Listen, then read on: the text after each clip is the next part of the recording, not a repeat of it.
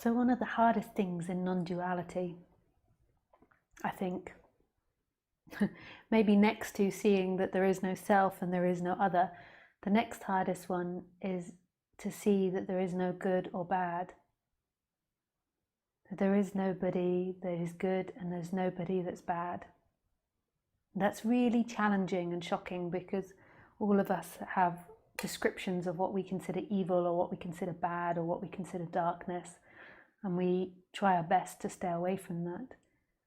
But when you really see non-duality, you see that good and bad is arising from the same place. That even the most evil or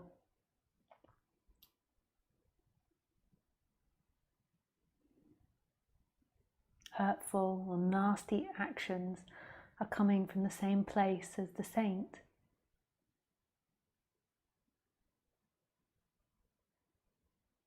This is absolute forgiveness without any effort. It's seeing that those that have wronged you, those that have apparently sinned against you, are acting in the same way that you act. And that's so hard because the mind is like, no, they're guilty. I'm innocent, they're guilty, it's their fault, my fault, their fault, my fault. And to see that it all comes from one energy is to go beyond that. That there is nobody that has fault. There is nobody that's guilty. There is nobody that's done anything wrong. And you could say this is really dangerous in a way in the human civilized world, because like we navigate ourselves away from danger, and we do that by learning what is dangerous outside of us, whether it be other human or whether it be things. And we label other humans as good and bad, and they're like this or they're like that, and then we navigate our directions from that, and we think that it's our own free will and choice that's navigating it. It's actually the body, like you're putting information into the body and then the body is navigating in its way, and then below the body it's no thing navigating, it's life navigating. So it's way more complex than you can imagine. But that's only a way to orientate you. So if you learn that the cactus is prickly, then you stay away from the cactus and you don't keep putting your hand onto the cactus. And that's the same with humans, but it doesn't mean that it's truth at all. There isn't a good or bad human. We spend so much of our life in who's guilty and who's innocent, and what's a guilty and what's an innocent action. But that's only relevant to our society. It's not relevant to the moon, to the stars, to the animals, to the trees. It's relevant to society.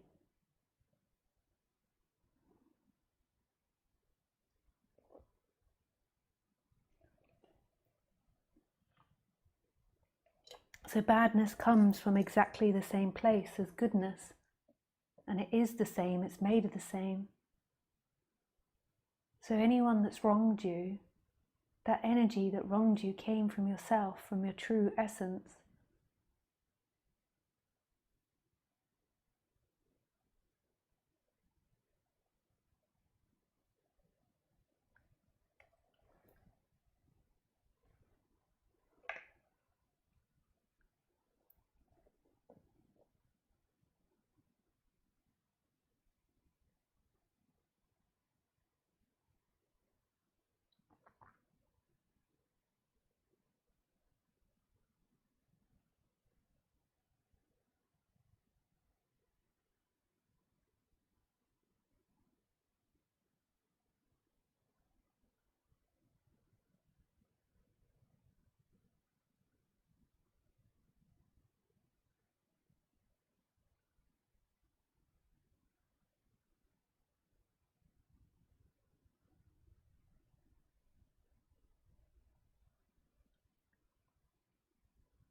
And it's the same with your actions. It's the same with your choices. So you deem your choices as good or bad, and that you've done good things or bad things, or that you've made mistakes, or that you're going to do great things, or whatever it is you're imagining. All of what's happening is appearing and disappearing from one source, and it's under nobody's control. There isn't somebody that's controlling anything. There is life happening. So when you're looking at me now, you might believe that you came into the room, you sat down, you're listening to me speak, and it was your choice, and that you arrived from the past. Whereas in actuality, there is this moment.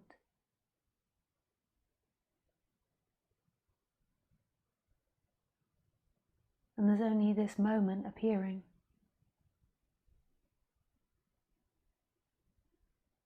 And there isn't somebody that's sitting there, or somebody that's listening. There is sounds appearing, there is sight appearing, and it's all appearing in yourself, as yourself.